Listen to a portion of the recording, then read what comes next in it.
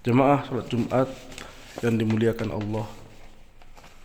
Pada kesempatan Jumat yang berbahagia ini, khatib akan membacakan khutbah yang berjudul Salat sebagai kunci sukses menjawab pertanyaan di alam kubur. Jemaah salat Jumat yang dirahmati Allah.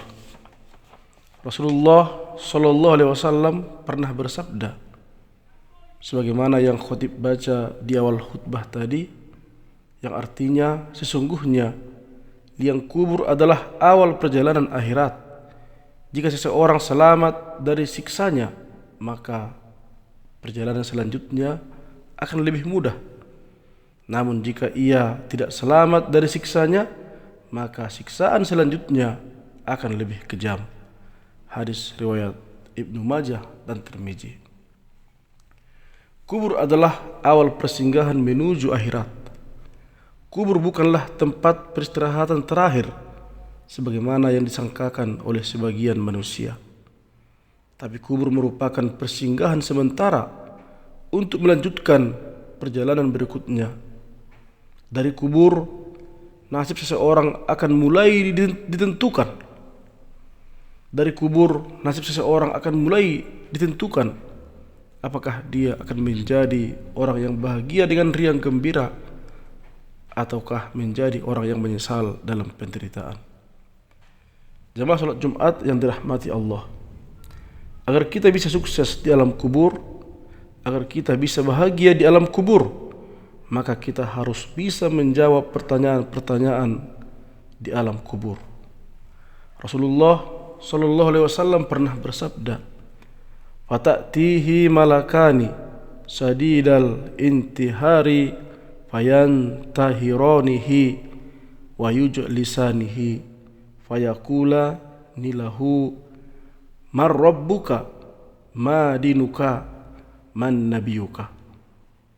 Artinya Rasulullah bersabda, ketika seseorang telah dibaringkan di dalam kubur dan para pengantar telah meninggalkannya, maka dua malaikat, yakni Munkar dan Nakir, segera mendatangi mayit dan menanyakan tentang tiga hal pokok, yakni siapa Tuhannya, apa agamanya, dan siapa nabinya. Hadis riwayat Al-Barra bin Azib. Dalam beberapa riwayat hadis yang lain dijelaskan bahwa ketiga pertanyaan pokok tersebut diikuti oleh tiga pertanyaan, sehingga semuanya menjadi 6 pertanyaan yang akan ditanyakan oleh malaikat Munkar dan Nakir kepada si mayit di alam kubur, yaitu pertanyaan yang pertama, mar rabbuka, siapa Tuhanmu? Pertanyaan kedua yaitu ma dinuka, apa agamamu? Pertanyaan ketiga, man nabiyuka, siapa nabimu? Pertanyaan keempat, ma kitabuka, apa kitabmu? Pertanyaan kelima, aina kiblatuka, di mana kiblatmu?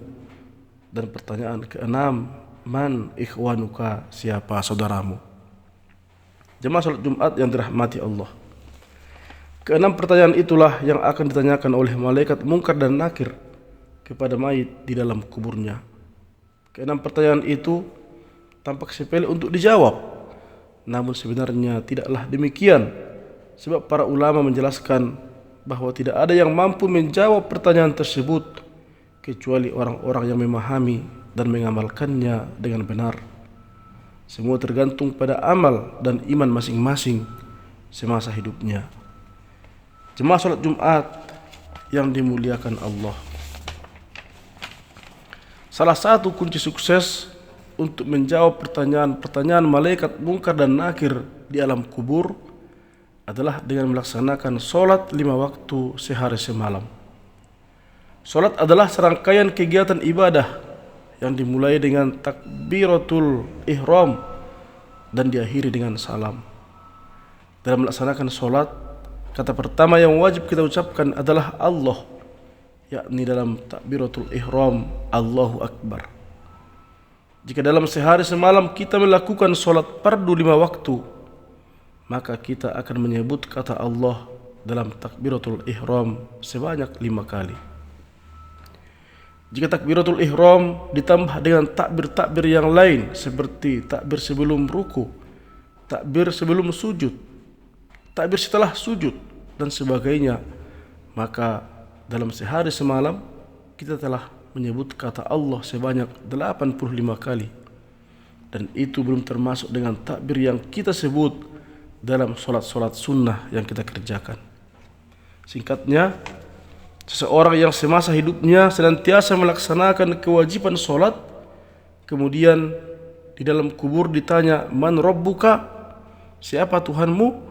Maka insya Allah dengan mudah ia dapat menjawab, "Allahu Rabbi," Allah Tuhanku, karena ia telah terbiasa menyebut Allah setidaknya 85 kali dalam sehari semalam. Jemaah salat Jumat yang dirahmati Allah, terhadap pertanyaan kedua, yakni man dinuka, apa agamamu, maka seseorang yang semasa hidupnya senantiasa melaksanakan kewajiban solat, ketika di dalam kuburnya ditanya man dinuka, apa agamamu, maka seseorang yang sudah terbiasa melaksanakan solat, insya Allah dengan mudah ia bisa menjawab al-Islam dini, Islam agamaku. Karena hanya Islamlah satu-satunya agama yang memerintahkan melaksanakan solat. Bahkan dalam Islam, solat itu adalah tiang agama. Terhadap pertanyaan ketiga, yakni man nabiyuka, siapa nabimu, maka seseorang yang senantiasa melaksanakan kewajiban solat tentu dengan lancar dapat menjawab pertanyaan itu dengan jawaban Muhammad sallallahu alaihi wasallam, Nabiku Muhammad sallallahu alaihi wasallam. Karena di dalam solat 5 waktu setidaknya kita menyebut nama Muhammad sebanyak 27 kali dalam sehari semalam, yakni dalam bacaan tahiyat awal dan tahiyat akhir yang berbunyi asyhadu an la ilaha illallah wa asyhadu anna Muhammadar Rasulullah, Allahumma sholli ala Muhammad. Jumlah yang 27 itu belum termasuk yang dibaca dalam tahiyat akhir dalam solat-solat sunnah yang kita kerjakan. Jemaah salat Jumat yang dirahmati Allah, pertanyaan keempat di dalam kubur yakni man kitabuka, apa kitabmu, maka seseorang yang senantiasa melaksanakan kewajiban solat tentu dapat menjawab pertanyaan itu dengan jawaban Al-Quran kitabi, kitabku Al-Quran, karena di dalam solat terdapat rukun yang mengharuskan membaca surah pertama dalam Al-Quran, yakni surah Al-Fatihah. Selain surah Al-Fatihah, dalam solat juga dibaca surah-surah lain di dalam Al-Quran sebagai bacaan sunnah. Surah-surah yang hukumnya sunnah ini dibaca setelah surah Al-Fatihah. Maka dengan dibacanya surah-surah Al-Quran di dalam solat dalam sehari semalam, setidaknya kita telah membaca surah-surah Al-Quran sebanyak 34 kali. Sehingga untuk menyebut Al-Quran sebagai kitab suci tidaklah sulit bagi mereka yang senantiasa melaksanakan solat. Jemaah salat Jumat yang dirahmati Allah, pertanyaan kelima di alam kubur yakni aina kiblatuka, di mana kiblatmu, maka seseorang yang senantiasa melaksanakan kewajiban solat tentu dapat menjawab pertanyaan itu dengan jawaban Al-Ka'bah kiblati, Ka'bah kiblatku. Karena orang yang senantiasa melaksanakan kewajiban solat akan menghadap ke arah Ka'bah sebanyak 5 kali sehari. Jika ditambah dengan solat-solat sunnah, tentu frekuensinya menjadi lebih banyak lagi. Pertanyaan keenam di alam kubur yakni man ikhwanuka, siapa saudara-saudaramu, maka seseorang yang senantiasa melaksanakan kewajiban solat dengan berjamaah di masjid tentu akan ingat saudara-saudara seiman yang solat berjamaah bersamanya. Walaupun mungkin dia tidak tahu namanya, tapi dia tahu bahwa mereka adalah saudara-saudara seiman. Maka saat ditanya di dalam kubur, insya Allah dia akan bisa menjawab al-muslimin wal muslimat ikhwani, kaum muslimin dan muslimat saudara-saudaraku. Jemaah salat Jumat yang dirahmati Allah, dari uraian di atas dapat kita lihat dengan jelas bahwa ada hubungan erat antara solat dengan kelancaran menjawab 6 pertanyaan di alam kubur. Orang-orang yang senantiasa melaksanakan kewajiban solat, apalagi dengan berjamaah di masjid, insya Allah tidak akan mengalami kesulitan untuk menjawab semua pertanyaan tersebut. Kesuksesan menjawab semua pertanyaan itu menjadi penentu kesuksesan berikutnya, apakah seseorang akan masuk ke dalam surga atau bahkan masuk ke dalam neraka. Semoga Allah memberikan rahmat dan hidayahnya agar kita dapat melaksanakan solat dengan istiqomah, dan semoga kita semua termasuk dalam golongan orang-orang yang sukses di dunia dan sukses di akhirat. Semoga khutbah ini bisa bermanfaat bagi kita seluruhnya, khususnya kepada diri khatib pribadi.